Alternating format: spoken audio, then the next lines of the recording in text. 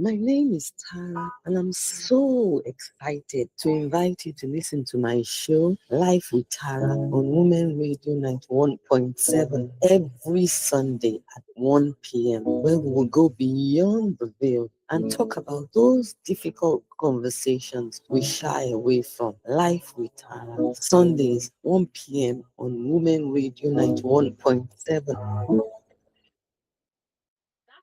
Beautiful people, and it's the first day of March 2026. I've been off for a while, but now we're back with Life with Tara, and we're starting today, the first day of March.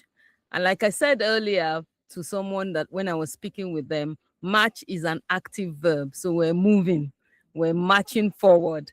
Okay, welcome to another insightful and honest edition of Life with Tara, your go-to show for real talk, deep insights, and honest conversations about the things that truly matter. I'm Tara Ishida, and every Sunday afternoon at 1 p.m. on this station, we dive into the heart of life's experiences, love, relationships, friendship, career, self-growth, and everything in between, whether it's navigating relationships, embracing, finding purpose. We keep it real, relatable, and refreshing. So grab a seat, turn up the volume, and let's explore life together, because every story matters and every lesson counts. Today's conversation may make some people uncomfortable, but that's the way we do it on Life with Tara. We talk about those things that people don't want to talk about. It may make you uncomfortable, but it would, or it might also save your children from the court. It might save your marriage from posthumous disgrace.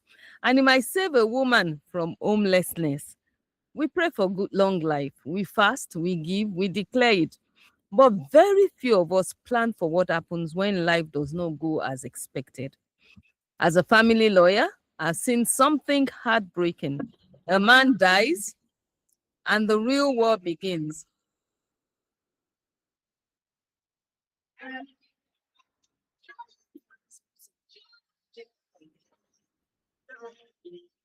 A man dies.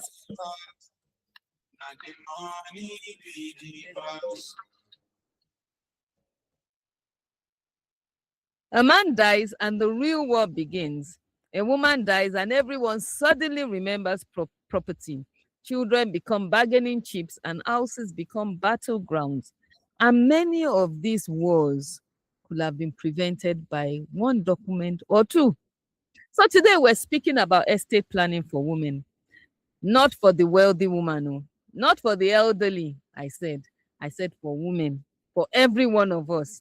Wives, single mothers, divorcees, widows, business owners, homemakers, everyone that calls and is a woman. We're talking about estate planning for you today. And why are we doing that? Because your life is not only emotional, it is legal. And when you're gone, it's the Lord that is going to speak on your behalf, not sentiment. Today, I have with me Mrs. Tokubo Shinowo, a lawyer who has been involved in family planning, estate planning. She's worked in various public agencies, and she's here to speak to us about what will happen if we as women fail to plan for life after our death. So, welcome to Kumo. Thank you for joining us on Life with Tara today. Thank you so much for having me. Glad to be here. Okay, thank you. We go straight into business because I'm sure we have so much to talk about and the time will fly before we know it. So, the first thing I want to ask, because our topic today is estate planning for women, what exactly is estate planning? Thank you. Thank you. Yes, estate planning. Well, simply put, as you said, as the name goes, estate planning. Plan your estate. Mm. So going further, let's start with meaning of estate. Mm-hmm. Estate is what you own, all that belongs to you, all your assets. They could be anything, as long as they are yours. That's your estate. And So does that include your clothes, your money, sure, your Bitcoin, yeah, your writings, if you write, everything. your gold, your silver, Yes, yes, your land? yes, Okay, great, yes, great. Okay, so that's estate. And so what's planning? yes. Now we've defined what estate is. Now you have to plan to manage that estate. And because it deals with, let me put it in a broader term, the succession and inheritance. So, estate planning is principally means planning how to distribute that estate when you're no more there. All that you've got. Who do you want to give them to? Where do you want this to go? Maybe you have 4 children. Oh, that's those branded designer bags. I want see me to have those ones. Funny enough, where I worked before, when people come with problems, their problems, we are we are amazed to hear that the conflict surrounds things such as clothing, jewelry. You hear them say, but my mother has so much jewelry, and why would she be the only one to take them? I'm also part of the family. Entitled Yes, to I it. have a right to those things too. And so, like we said, estate is everything that you own. So don't say, oh, What do I what have? do I have? I mean, As how women, many clothes? how many clothes Will do these I ones have? count? Everything counts. You I mean that some people are already waiting that if she goes, oh, I'm going to take those shoes. That's I'm going to true. take those clothes, Those jewelry jewelry. that I've always admired on her. So everything matters. Okay, thank you, Tokumo.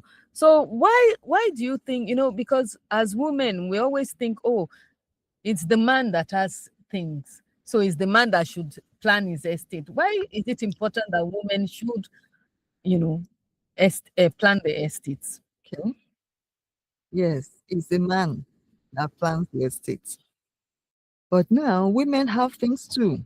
And like I say, as long as you're 18 years old, you have a right to plan your estate. Yes. Because even at 18 years old, you have things. Don't say, what will an 18-year-old have? Okay, what will an 18-year-old have? No, let me take let me come home. Yeah. My son has all these sites. He has, this YouTube and all that. And he has some shoes. Even I told him, look, I want to give out these shoes. He said, no. I want to keep them till later. I want to remember them, something. Now, there are some siblings who have such things like that too. So you could have a digital business and online. Yeah, Online 18-year-olds business. are doing Oh, well. they are doing a lot. They are doing earning a lot of money. Yes. YouTubers. We have them. And these investment apps too now. Like the Cowrywise and all that, PiggyVest and all that. Oh yes, they have a lot. And they will have passwords to this, to this site. So sure, anything happens. Death is not a respect of age. Yeah. We have seen so many young people pass on, leaving parents and siblings. So those are things that can be put together so that when such a person goes, you still have access to those things and the right people will be able to handle them. Interesting. That's very, very important, because you'll be surprised that these young people they control a lot of things. Yes, they do. They control a lot of things. So the message here is that it's not for the men alone. It's not only for women of some age. It's for everybody. Once you're 18, you can write a will. You can begin to plan your estate. You can begin to, say, this is what I want to be done concerning everything that I have. Interesting. Now, so women, especially wives, assume that everything automatically becomes theirs if their husband dies. Is that correct? That's not totally correct. So what happens? Yes. And I want you to look at it from customary law, statutory law, what happens when there are children from different relationships, what happens if you are the wife, you contributed to this thing, and then your name is not on it, and then you die. I hear you that so many times. So because a lot of times, and we're speaking to women, this women radio, we women sometimes, a lot of times, we contribute to the building of that property, but we don't have records. So you give the man the money. It's even better now that there's we can do transfers and all that. But a lot of women that I've come across with, I was giving him cash, but when the man comes to write the receipt, it's only his name. So how can you show that you contributed to it if your name is not on the list? So let's take this question one by one, because it's a loaded question. You've already told us that it's not legally correct, that the assumption that a lot of women have, that if their husband dies, the property automatically becomes theirs. So what exactly happens? Okay. Now it starts with the kind of marriage you contract. And that's why I should tell our younger girls that make sure you marry the right way. Because when issues arise, you enforce your rights as a legally married woman. Now, sure, there are 3 different types of marriages recognized in Nigeria under Nigerian laws. Yes, we have Islamic marriage, we have a customary marriage, and we have the statutory marriage. And of course, interestingly, many of us, even we as lawyers, we've also contracted 2 types of marriages, both customary and statutory marriage. We call the customary the traditional engagement for Yorubas. It's actually a traditional wedding. Yes, then we now go to church as Christians to have a, in quote, white wedding. Good. Now, under the law, in the absence of a will, the property of a man is expected to divulge on his personal representatives and his assigns. Yes. But now, who are these people? So under the law, the statutory law we're talking about now, which is all of an English law. Marriage. Yes. When you're married under the statutory, the Marriage Act, called the Marriage Act, you are entitled under the law to at least one third of your husband's property. So that's where there's no will. Where there's no will. Where there's no will, you're entitled to 1/3 of your husband's property. So now for customary marriage, we have different customs in Nigeria. And we start with the Yoruba customary marriage. It's in a 2 parts. That's when a man dies without a will, let's leave out the will, and it's usually the children that benefit. Wives don't inherit. Wives don't inherit. Yoruba customary. More so when she didn't even have any issue for the man. So the children inherit that. Now, under the Islamic law, the boys inherit twice as much as the women, the children. I'm talking about the children now. Yes, it's all with the children. I think in some parts they give women something. There's there's a way they apportion the man's estate. Yes. Yeah. And they distribute accordingly. Interesting. So I hope you guys are listening.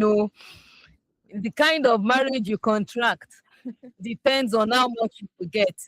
If you don't contract a statutory marriage, it's customary marriage, and it's not, especially in Yoruba custom. I know that one very well. Wives do not inherit, and God forbid that you don't have a child. That's why a lot of women try to have at least one child, because there's a leg. Yes. Child you inherit. Yes. So if it's customary law, it's the children that inherit. And even the way children inherit, there are 2 ways in Yoruba land. The Idiki and the Ori. So can you explain what that is? Okay. The Ori, like the name implies, for those of us who understand Yoruba, means that we are all equal.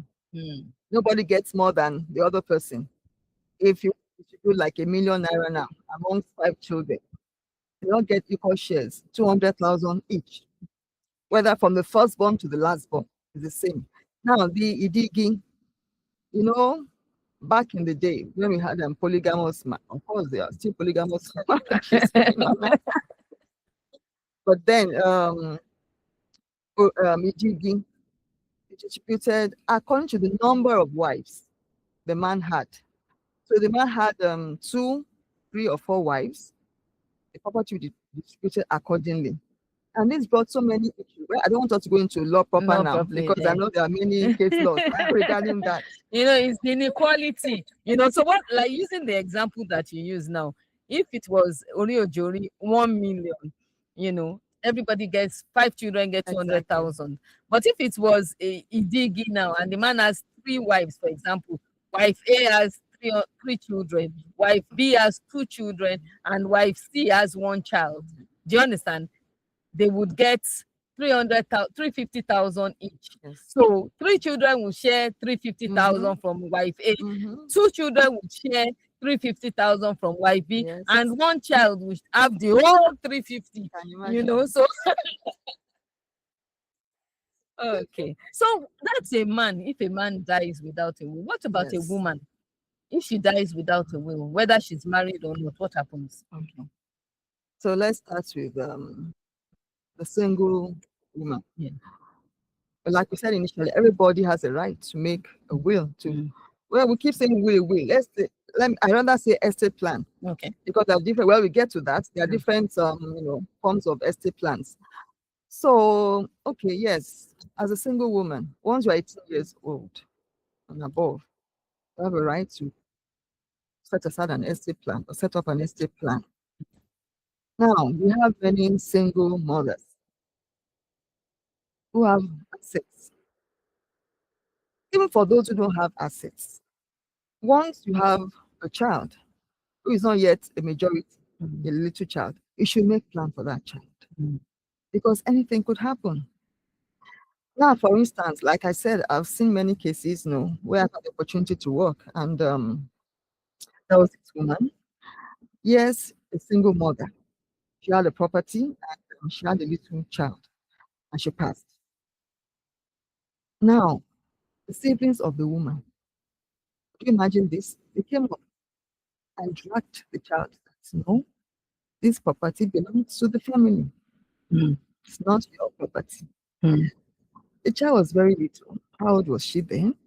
Maybe 10. Exactly. Around that age. So, but thank God for a friend of her mother's, who came around that time and intervened that, what do you mean?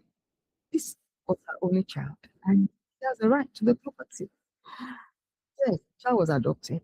But does that mean she could now be excluded from the family?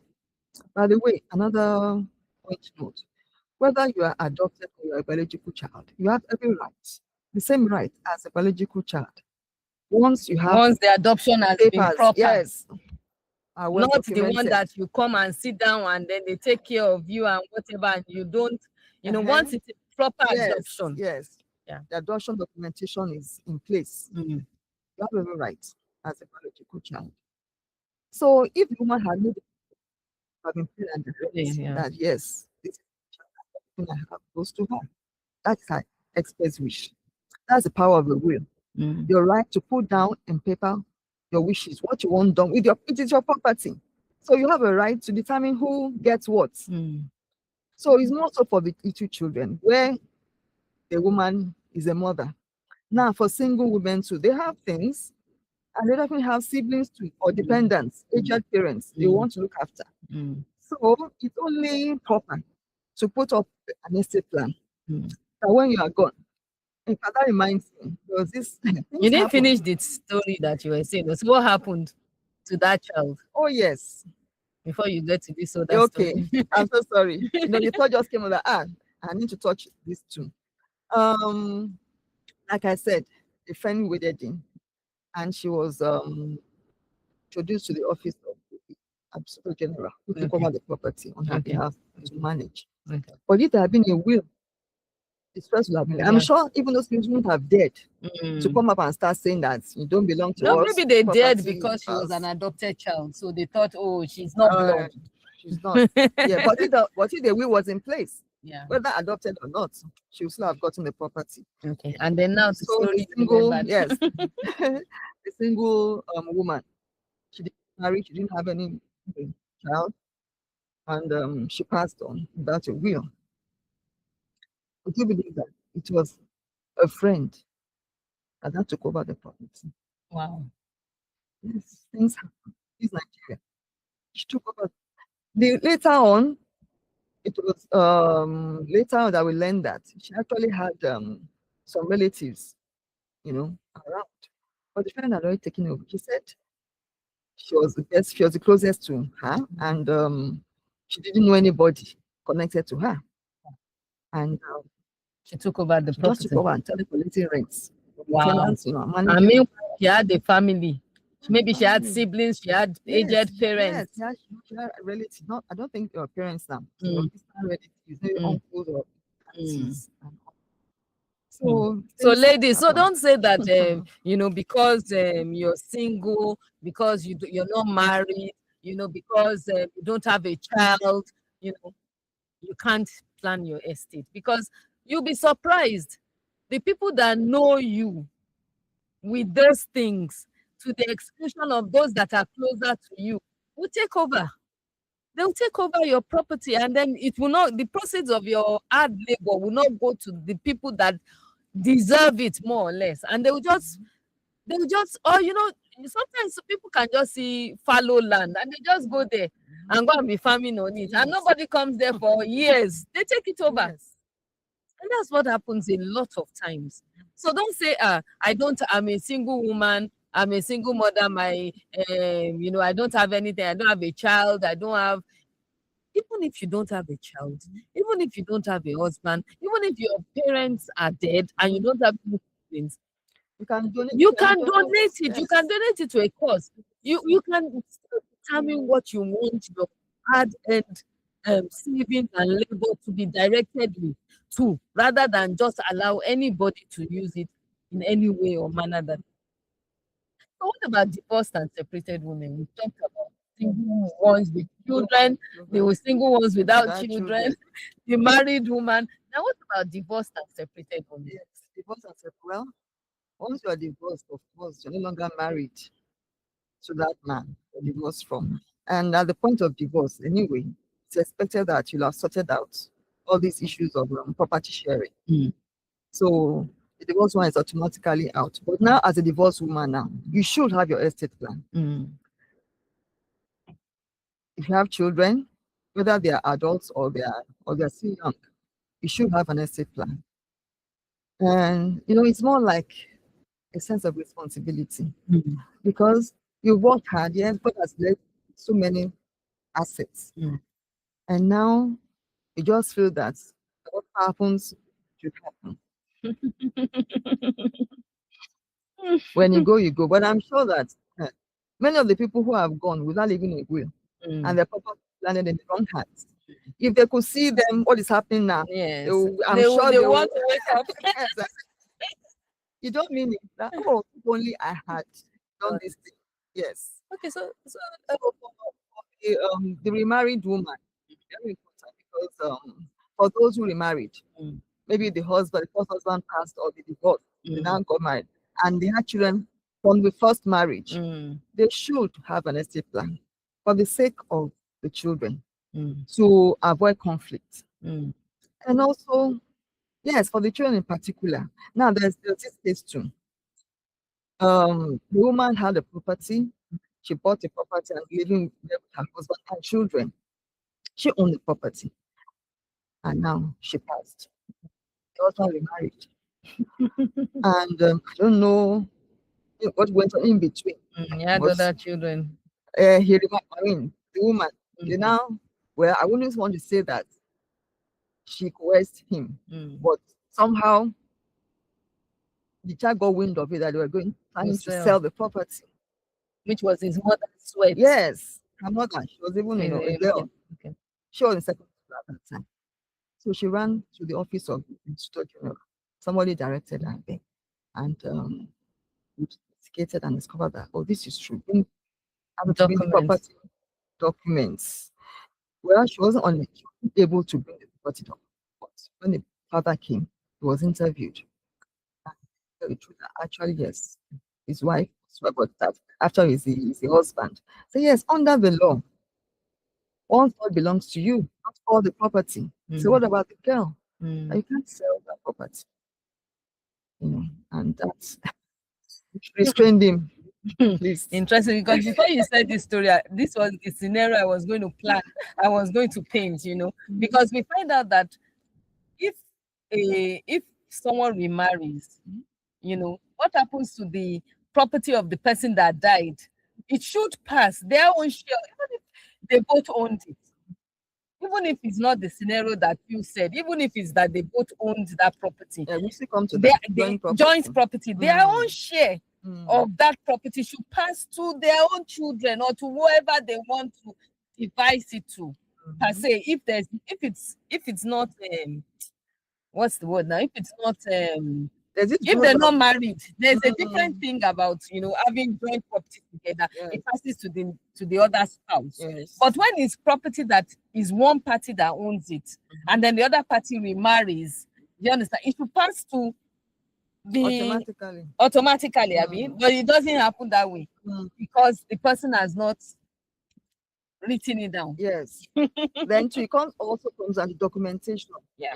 That's why I tell our women, when you're buying a property, make sure it's properly documented. The name on the document tells the ownership of the document. Now, as married couple, a husband can put Mr. Yemi and Mr. Yemi and Mrs. No, Mr. and Mrs. Mr. and Mrs. Yemi Williams, whatever. At the end of the day, who is Mrs.? The other doesn't recognize it. It's a Mr. Yemi. The Mrs. could be anyone. Yeah. So I tell them, even if you're going to put, even if your husband is going to put the Mrs., make sure that your name is spelled clearly. Mr. Yemi and Mrs. Tara Ngozi. We have to keep using Yoruba so that they think we're traveling. Yeah, using Ngozi.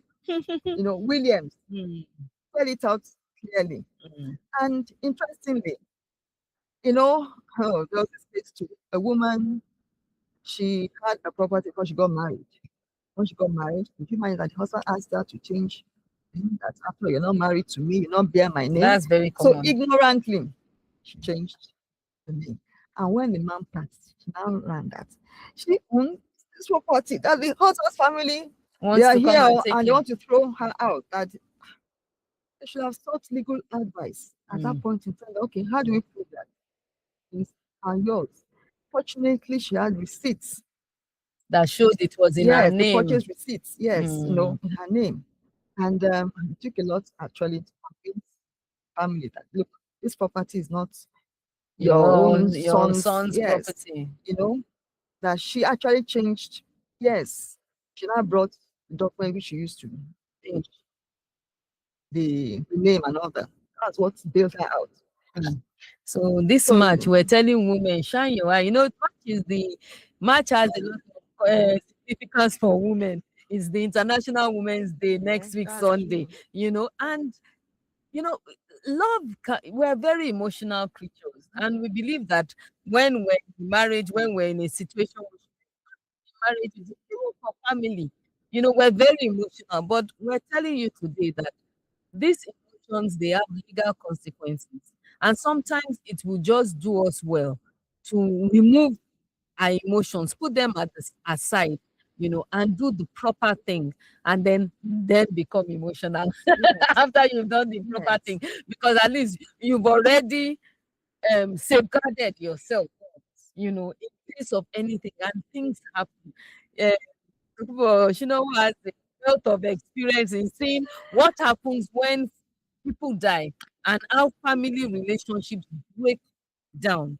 Now, I will ask a question about that, but let me come to what kind of estate planning that women can do. We've talked about wills, but wills surely are not the only ones that a woman can do. No. So what other types of forms of estate planning can women do? Obviously, yes, Tara, before we get to that, can you just let me go further on the essence of having an estate plan as a woman? Oh, fine. Yes. Please do. It's beyond leaving a legacy for your children, taking care of your children. Yes, very important. Also, your own health. Mm. Who looks after you Mm. when your health, you know, deteriorates?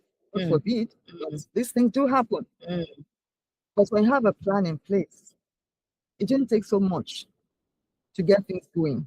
Mm. I've seen many people became incapacitated. Incapacitated, yeah. Yes. And And today's children, everybody, and you can't really blame them because life is tough.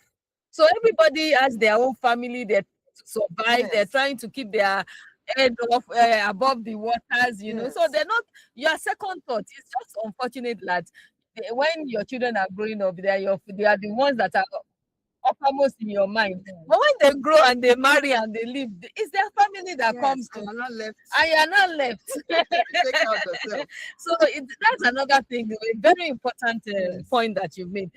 Especially I'm in my 50s. Tukubotu is in our 50s. We're more attuned to our parents' needs. Our children, sorry to say, are not going to be as sensitive to our needs as we Right, were as we to our were. children. Yes. So it's And the one times thing. have changed. Times have changed, so it's one thing to think about. Yes, take care of your children, but at the same time too, take care of yourself, because nobody knows tomorrow, and it's as simple as a stroke. Just turning everything that you worked for, to rubbles, and then you're thinking, what could I have done? Mhm. How could I have planned for my future better? Mhm. So, what are the types of estate planners that we can, Yes. So as women, yes, as women, well, it's same for for men everyone? anyway. Eh? Yes, we have wills, which is the most popular. Yeah. We have a will. We have trust now. Mm. People are now looking into trust arrangements, Mm. and we have life policies. I'm sure that's a very popular one too. Yeah, insurance. Yes, insurance policy. Yes, though it's different from a will, which if time permits, we explain. I'll expatiate further. Then we also have power of attorneys. Mm. Yeah, that's not so popular here, but it's gaining some recognition. Yeah. Yes. A power of attorney is a legal document where you appoint someone to represent you for a specific purpose. Usually, when that purpose is fulfilled, you can revoke it. And then when it comes to things like health, Mm. in terms of an estate plan, Mm. you need to have power of attorney, The medical a medical power. power of attorney, and a financial power of attorney as well. Mm. You know, I've seen elderly people, illness came and they couldn't do anything. They couldn't move around. They need people to move them around. They can't do anything like before. The children will step in and dissipate the estates. Yes. Mm. Oh, yes, that has happened a lot. Mm-hmm. People just fear those come from polygamous households. This one will come, carry some, this one will come, start collecting rent from a property, his own pocket. And that one will come. Just the whole estate in disarray because the man doesn't have anybody to Help help him. after his own interest. Yes. Look after his interest. Yes, his interests as well. And small because the man passed on, but there's too much to really look after him. But when you have in place a medical directive, now that directive is to appoint someone you can trust.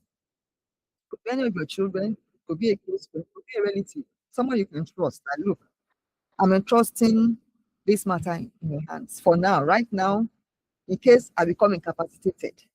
The time you're making this power of attorney, You are not. You are you are not. you, You are healthy. it's just to guard against that day. Yeah. So sometimes you may need an aftercare, like a caregiver. All those ones you put in that, that document. That in case I become incapacitated, this is what you do for me. Help me to collect my rent, property. Help me to pay this into this bank. These are my bank accounts, blah blah blah, and all that. You state everything, so that when that time comes, you start looking for, who will help me to go to? I have nobody. Then you start looking for somebody who can you run away with your money because you just put him at short notice. He's not really known to you. Maybe even your driver say, help him to go and do this. Then he will respond. He may respond with your money, with your money. But if you already have a directive in place, person just assume the gift and life will continue. Then medical directive, the kind of health, the kind of care you will need. If you're someone who can't really, you doesn't want to go to a care home, and you want a caregiver. You want a caregiver, maybe a middle-aged professional in this area, or maybe you already have an illness, underlying illness, and is graduating. Graduating, yeah, it's Yes. progressive. Yeah, progressing. So you know that you need some help, you need some treatments. So you put it down that, look, when this thing happens, when I get to this kind of condition, this person I want to appoint to help me, these are the drugs I usually take, this is where I get them from. This is the doctor I see. They're going to come to procedures. I don't want to have procedures. I set it there. So when that time comes, say, well, the person, resuscitate. Doctor, you don't want procedure. Doctor, why are you you're not the person sick? Say, yes, but I have a directive, and you show him the document that this is the wishes of the person or the donor. Yes. Then also, when it comes to, we shouldn't get to that yet, because there are times when life gets to a point that you just prefer to go. You know, but especially when you have these terminal illnesses and the pain and suffering prolongs. And they are telling you, do chemotherapy, do this one, do that, and you're weakening the quality of life. You know, in this part, nobody wants anybody to go. Of course, you don't want a loved one to go, but the pain, you're feeling the pain, but you can't do anything. And the person at that time cannot make decisions. Yes, cannot do anything. And so you're just there.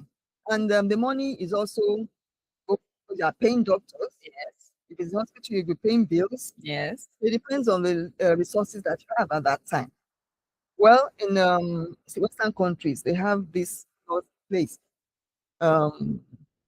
meeting death laws that allows the terminally ill person to take a decision. Look, I want to go. Well, the right to die. It's enough. I want to go. I know. But it's the person making the decision. Yes, not somebody else making the decision for them. Yes. So that time it's a sound mind, though, not that. All these times you are making the decisions when you have the sound mind. He has the mental capacity to do it. So when that time comes, there is no dilly-dally that doesn't want which will not. Everything is already clearly stated. So we just go ahead. So from what you're saying, estate planning is really, really not only about finances and wealth. It's about what you want for yourself in the future, what you want for yourself if you become incapacitated, what you want for your children too, in case you die and in case you become incapacitated. Because sometimes, like you said, somebody was incapacitated and the children dissipated the monies. So sometimes knowing your children, knowing what they can do and knowing what they can do and undo, you want to say, you know what? I know this child. If I'm old and weak, and the child knows that I can't go, I can't do much, the child is going to, in Life with Tara, we have authentic conversations. We're being practical here. You might say, it might not happen to my child, but you never know. My guest today has a treasure trove of stories, that if the dead should look back, they will say, it could this child that was like a lamb become a lion and be controlling everybody, and even the ones that are living will be saying, it was never like this, or she was never like this. We didn't know that this is the way it would turn. So today we're just telling you, put your house in order. And it's never too early to start, and it's never too late to start. Now, let me give an example. Let me ask a question. If, for example, you don't do a will, you don't do insurance policy, you don't do this medical power of attorney and anything, can the government come in at any time concerning your property? Yes, that's when you don't have a will in place. And even sometimes when there's a will in place and it's contested, or you fail to appoint who is going to be the executor. Yes, execute that will. The government will come in the person of the Administrator General. So what are their services and what do they do? Okay. Just for enlightenment. The Administrator General is established by law. It's an office established by law for each state. We used to have a federal Administrator General before, but now we don't have anymore. So every state should have a general. Now the Attorney General is the one that comes in when there's no will and there's conflict. They come in and take over the property. They obtain letters of administration in the name of the Administrator General to administer the property on behalf of the family members.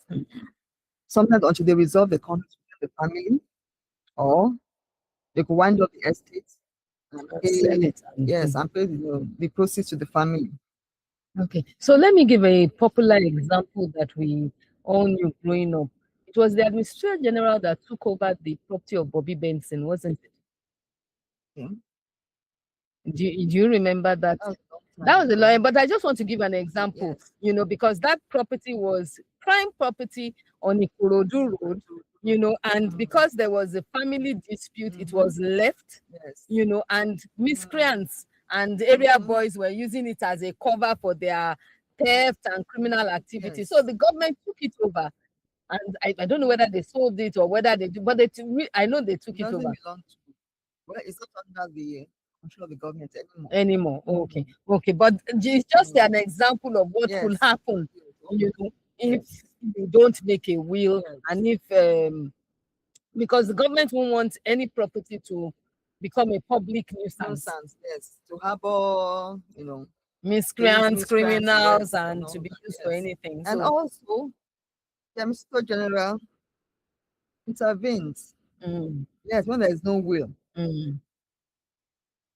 to, or how should I put it now? to mediate On behalf of the minor children. The children who need to go to school, fees are not paid, there's conflict in the family, nobody's doing anything. So the office has to intervene to ensure that the children go to school, until they attain the age of majority. Yes. Okay, and but all this is at a fee, of course. Well, services it's not when you come. You have to pay. No. When they begin to administer the property. Yes. I don't know how much is charged, but there used to be a fee on each estate handle. Then also that's why you need to to make a will, because if you don't put an estate plan in place, the government will come in, intervene, and will dispute your property in the way and manner the law prescribes, not the way you would have wanted. Yes. Interesting. I hope we're all learning from this. And I hope that we're all ensuring that we do something actively to protect, our estates, no matter how little it might be, to ensure that, our desires are met, with respect to all that we need. And also for business owners.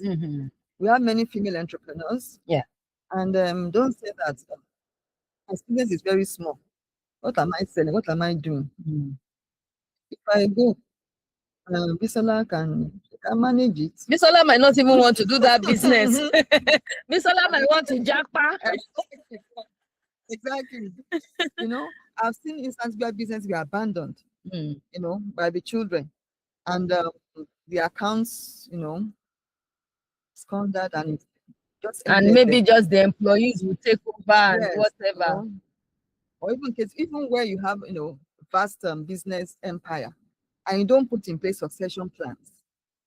At the end of the day, how what you worked or you built for, will suffer, dissipate. And what was the purpose of doing all this? Because to preserve wealth, transgenerational wealth, to be able to pass on what you've got, transfer it to the next generation. But without an estate plan, it will not work that way. Thank you so much, Okubo, because even me, I'm learning from this, and I'm sure that our listeners too are learning from this. I forgot to even open the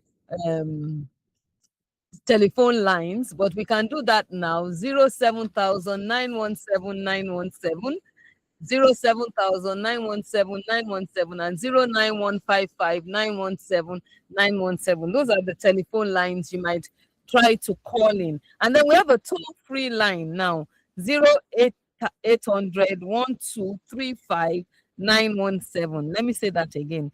0800 1235 917. You can call us on that for free. And if you want to send a WhatsApp, if you don't want to talk, okay, there's someone on the line. Oh, it's caught. So please, please, please, let's hear your comments, your contributions on this very important topic about estate planning, and especially as women, planning our estates, ensuring that the work that we've done, our labor, is not in vain and is not dissipated in ways that we will be crying if we look at it from the grave. So 07000 09155 and 0800 That's the toll-free line. As we wait, Yes, also calls, yeah. for women, once you have children, you must think of estate plan. Mm. Once you have guardianship is very important for single mothers. Who do you want to leave your children for when you're no longer there? Of course, we all pray that we live long enough to watch our children, grow. grow into adulthood. But does it always happen like that? No. So you must think of all these things now. Who would you like to look after your children? Because it's not just appoint somebody. Oh, the neighbor is there. No, my brother will take over. Yes. My sister will take over. You'll be surprised. Because you must know the person that shares your belief, your values. Because And don't that's say your by best being- interest in imbibe- that. Yes, by the children. Mm. Your best interest in heart. Our child rights access, best interest of the child. So you must think of all these things now and start putting them together. Don't wait for that time, because when that time comes, of course, it will be late. And things will just evolve. Just evolve, There was a story. A lawyer came to me. He wanted advice, and he was asking me about this scenario. There was this woman. She was estranged from her husband. I think she was even divorced, and she had 2 kids. And the husband had remarried, had other children, and she died, unfortunately. Now, the children are minors. They're maybe 16 and 17. They're not, they're still in school. And she's not so close to her family. So the children are left. Who will take care of these children? So it's a friend that is trying to come in and say, okay, I'm her closest friend. I was her bestie. Let me take over these children and whatever. But if she had left a plan, Yes. if she had said, oh, look, and the funny thing was that she was terminally ill. But a lot of us as Nigerians, and maybe that's one of the myths we're trying to, disburse today, that planning for death does not mean you will die. Look, the fact that we are in this world means we're going to die. Every one of us. It's true. The day you come into the world is the day you start to die. So planning for something that is a reality, something that is inevitable, does not mean is drawing that death close. It just means that you're wiser than everybody, that you understand that this is the end result of each person. So she was terminally ill. She didn't do anything. She didn't plan for these children. And so a friend now is the one now trying to take over and see how she can plan for the children. So it brings to brings home, what the examples that you've given, that it's not only because property itself, it's not only wealth, it's not only even yourself that you're planning for. You're planning for the most precious things that you have on earth, your children. And you see, when it comes to appointing guardianship, it's not something just do and just say, oh, let this person do it. You have to discuss with that person. Yes. Because he may not be ready to do that kind of. He might not be able to take, and that's why you think, oh, your siblings can do it, and they might not be ready to do that. Yes. They might not be ready to take it as deep, because guardianship involves so many things: emotional, financial, being there for that child at all the time. They might love the child. If you kept them with somebody else, they would go and visit. They will give them money. They will do all the things that they would do as aunties and uncles, but not as parents. Yes. So that's another thing. We shouldn't just assume it's your responsibility to do it. Taking care of a child is very, very strain us, even for the Yes. parents. Yes. So it's How not much something more? that you will say, if I die tomorrow, my Mhm. siblings will take over. No, they might not even have the bandwidth and willpower and emotional stability to even do Mhm. the job Mhm. in the way that you want them Yes. to do. Our time is almost gone, but Oh. there's one question I need to ask you. Now, people are hearing, they've said all the things that listen to what we have said. And it's match. And I've said it earlier on that match is an active word, it's a verb. So what could you give us three planning steps that women can take? Anybody that has listened to you today or listened to us today can take this month. It should start from the very most important. You must know what you have. So assessment. Yes. Take an inventory of everything you own. Ownership, not just maybe somebody borrowed you something or just took something somewhere. What you own. If you have property, gather your documentation, all your Mm. documents together. Make sure that they're properly documented. Mm. Yes, and know where they are. Mm. Keep them all together in a safe place. So, having done that, now have a vision for what you want to do with your property. Like we discussed, the different types of estate plans. Know which one is suitable for you. You know your family dynamics. If it's a will that will be good for you, then start thinking, okay, who do I want to leave this for? Who do I want to take charge of this one? Have those ones listed. It's part of your checklist. Before you start talking to a lawyer, to draw your will. And of course, you can make your will. You can draw out your will by yourself. Once you know the basics, a lawyer can help you review it to ensure that No, you you always align. do a draft. Mhm. And don't take money from the Mm. lawyers. You always do a draft, and then the lawyer ensures that it complies with the Yes, law. with the law. Yes, because Mm. legal requirements for wills is quite Yes. technical. It's not enough to just say, oh, I want, and the people have come for that. Our father left the will in hand. Where is the will? And I handwritten. I want to give this to this. I said, no, that is not your will. Or he said, even the more common one is that He said, he said, I was there. My father told me, say, who was there with you? I was the only one there with my friend. It doesn't, it must be written. It must be in it's Nigeria, a legal document. when we look at the films and all that, our laws have not come to oral wills like that.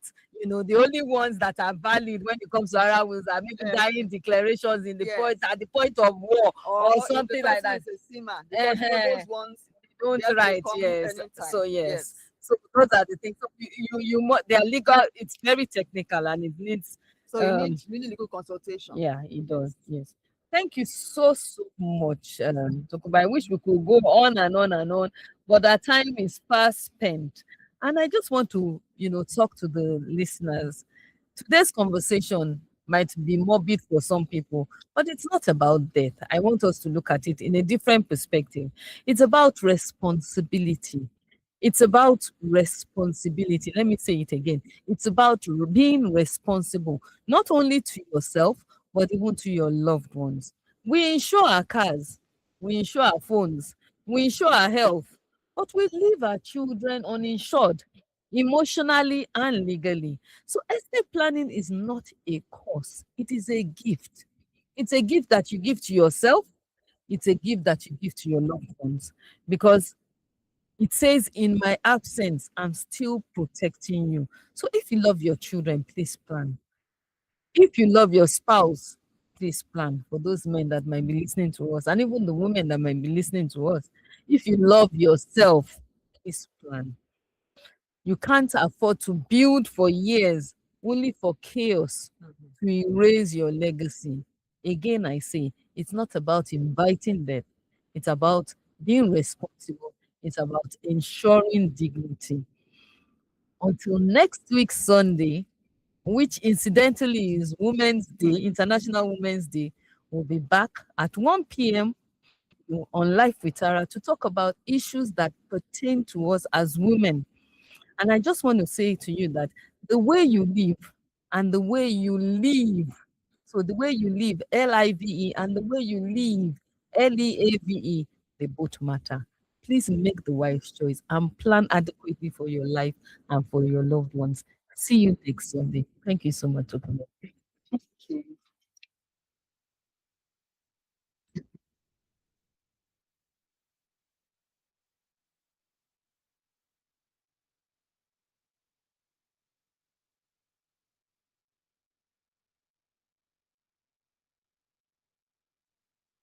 Wholesome music.